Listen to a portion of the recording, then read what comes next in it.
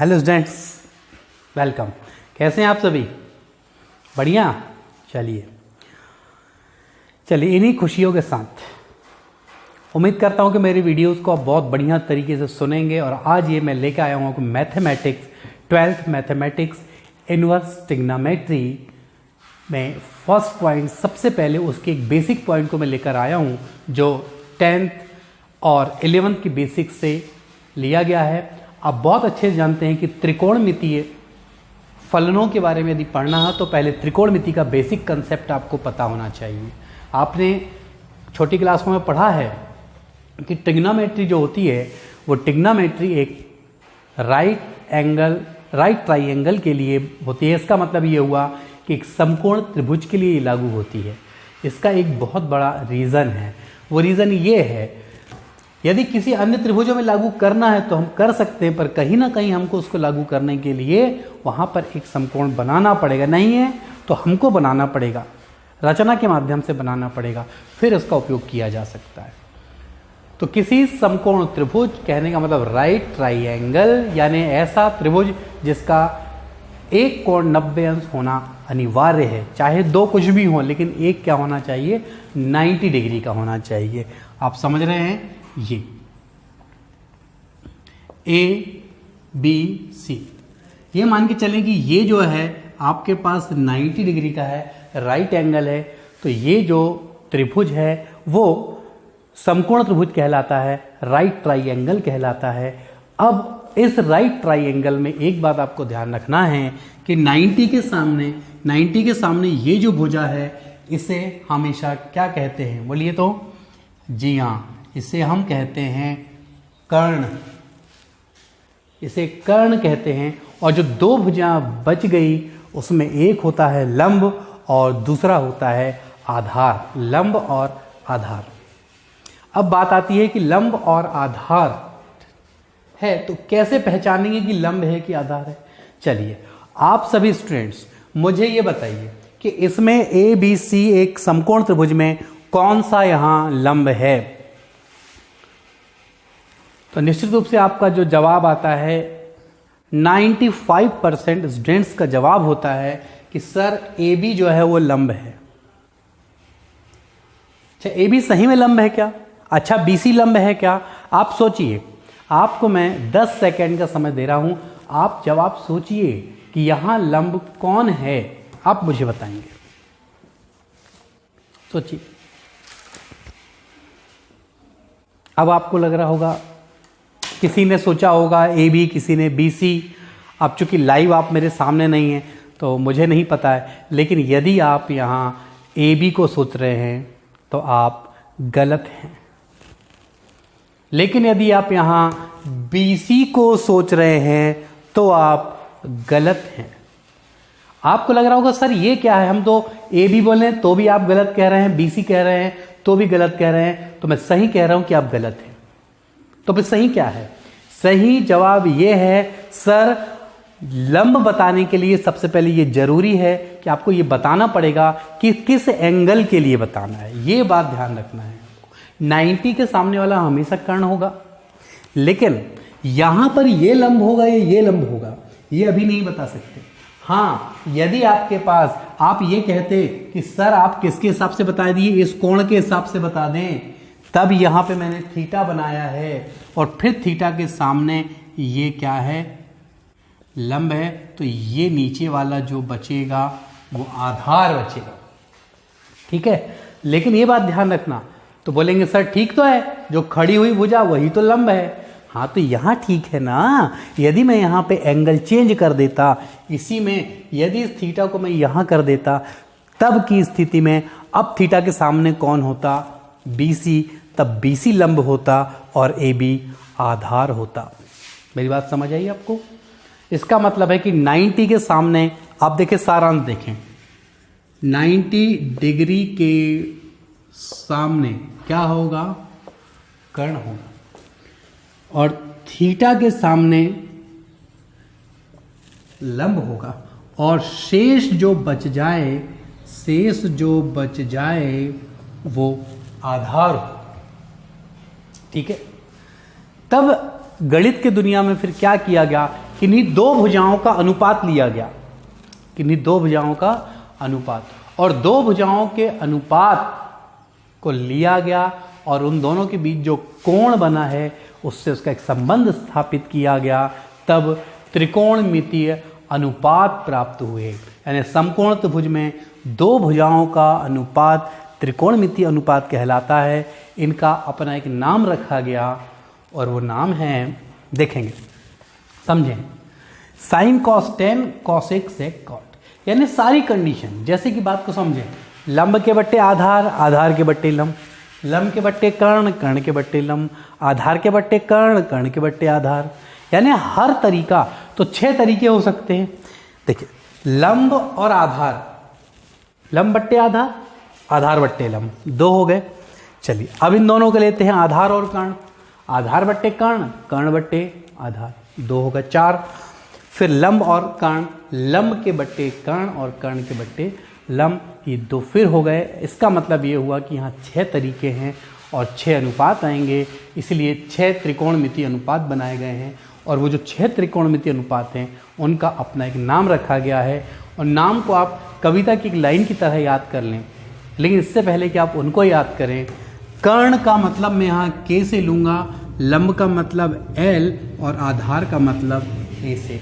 एक ट्रिक्स होगी जो आगे जरूरत पड़ेगी। Sine cos tan, sine cos tan, sine cos tan, ये लाइन आप याद रखें, sine cos tan cosec sec cot, sine cos tan cosec sec cot, sine cos tan cosec sec cot. और याद ऐसे ही रखना है, 3 यहाँ 3 यहाँ, क्रम आपका वही हो, sine cos tan cosec sec cot. याद करें जल्दी से, sine cos tan cosec sec cot, sine cos tan cosec sec cot, याद कर लें। अब यहाँ ध्यान दें, थोड़ा ब्रेक करें, अब मेरी बात को समझने का प्रयास करें। जब आपने साइन कॉस टेन किया ना, वहाँ एक कोड याद कर लें, लाल बट्टे के, इसके लिए कोड है लाल बट्टे के। कई लोग इसको हिंदी में भी याद कर सकते हैं, ऐसा कोई दिक्कत नहीं है, लका कला करते हैं चलेगा, वो भी आपको जो लगे। लाल बट्टे के, साइन कॉस टेन लाल बट्टे के। अब साइन कॉस टेन एकदम से लाल, पहला जो है ये एल अपान के होगा, इसका मतलब लंब बट्टे कर्ण। इसी तरीके से ये जो सेकंड नंबर में है तो क्या हुआ, देखिए सेकंड ए अपान के, इसका मतलब है आधार बट्टे कर्ण। टेन जो है लास्ट में आया, एल अपान ए, इसका मतलब है लंब बट्टे आधार। इस तरह से साइन कॉस टेन की वैल्यू आप सबको मालूम है और ये जानकारी है भी आप लोगों को। इसी तरीके से जब वहाँ कॉसेक सेक कॉट आता है तो लाल बट्टे के को भी आप पलटा देंगे, के बट्टे लाल। यहाँ आ जाएगा आपका के ए बट्टे लाल। ये फर्स्ट वाला फर्स्ट के लिए के अपान एल, फिर सेकंड वाला सेकंड के लिए के अपान ए, और ये इसके लिए ए अपान है। तो आप देख रहे हैं कि यहाँ जो 3 है और यहाँ जो 3 है, तीनों में जो फर्स्ट का अपोजिट है, सेकंड का अपोजिट है और थर्ड का अपोजिट है। देखिए साइन एल अपान के है तो कॉसेक क्या है, के अपान एल। वैसे कॉस ए अपान के है तो सेक क्या है, के अपान ए। यदि टेन एल अपान ए है तो कॉट है ए अपान एल। अब आपको थोड़ा सा ये लर्न करना पड़ेगा आपको।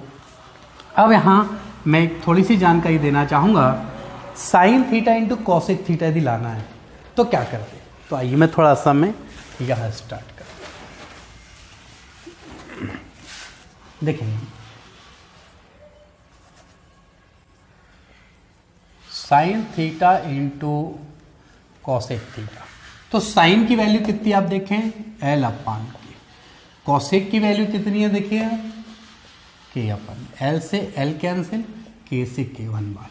तो आप देख रहे हैं कि ये आ रहा है sine theta into cosec theta is equal to 1, या इसको हम नीचे ले जा सकते हैं इसके, तो ये आ जाएगा cosec theta is equal to 1 upon sine theta. ठीक, या आप लिख सकते हैं, अदल बदल कर दें आप, sine theta is equal to 1 upon cosec theta. तो आप देख रहे हैं ये जो मैंने आपको याद करवाया है, पहला पहले का अपोजिट है, दूसरा दूसरे का और तीसरा तीसरे का। इसका मतलब है sine is equal to 1 upon cosec, cosec is equal to 1 upon sine, cos is equal to 1 upon sec, sec is equal to 1 upon cos, tan is equal to 1 upon cot, cot is equal to 1 upon tan. ये जानकारी आप लोगों के पास में है, ठीक है। अब बात आती है यहाँ पे कि जैसे ये सारांश है तो हम क्यों ना सारांश लिख दें। आप देख लें, यदि आप एक स्क्रीनशॉट इसका लेना चाहते हैं यदि, तो आप ले सकते हैं।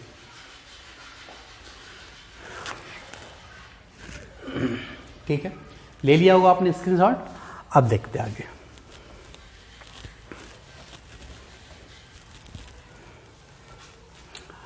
अब बात यहां आती है छोटी सी कि हम एक सारांश हम लिख लें, ये इसका अपोजिट ये इसका। कहने का मतलब ये है फाइनली हम लिख दें cosec theta is equal to 1 upon sine theta, sec theta is equal to 1 upon cos theta और tan theta is equal to 1 अपान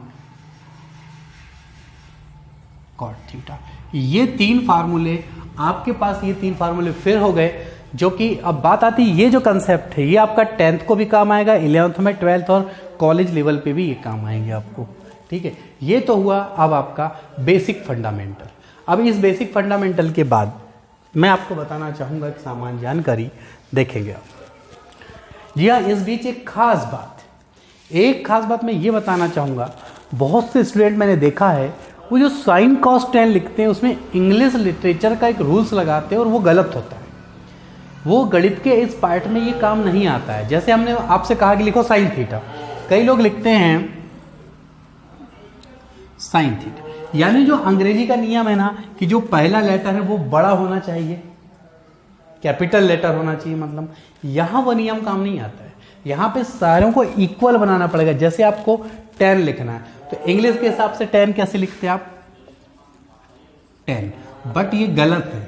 आपको ऐसा लिखना है टी उतना ही बड़ा ए एन, टेन थीटा। ये साइन गलत है, आपको एस आई एन थीटा ऐसे बनाना होगा। तो सभी में आपको ध्यान रखना है कि पहला लेटर कैपिटल नहीं रखना है अपने को। अब बात आती है एक जो कंसेप्ट मैं बताने जा रहा हूं वो ये है, जैसे कि मुझे पता है कि tan theta is equal to क्या हो रहा है, देखो आप एल अपान ए हो रहा है। यदि मैं यहां थोड़ा चेंज कर दूं, मैं यहां अंश में भी के का भाग दे दूं और हर में भी के का भाग दे दूं, तो ये और ये गौर से आप देखेंगे ये साइन थीटा और ये बन गया कॉस थीटा। मतलब टेन थीटा का एक फार्मूला आपने और बनाया, tan theta is equal to sine upon cos, ये भी एक फार्मूला होता है। इसी प्रकार यदि मैं कॉट के लिए बनाता तो सिमिलरली यहाँ पर cot theta is equal to आ जाता cos theta upon sine theta. ठीक है, ये एक बेसिक फंडामेंटल है। पहले इस बेसिक फंडामेंटल को आप तैयार रखें और फिर मैं लेकर आता हूँ इनवर्स ट्रिग्नोमेट्री का फर्स्ट पार्ट, और फर्स्ट पार्ट के बाद फिर मैं लेके चलूँगा आपके एक्सरसाइज की ओर। Thank you.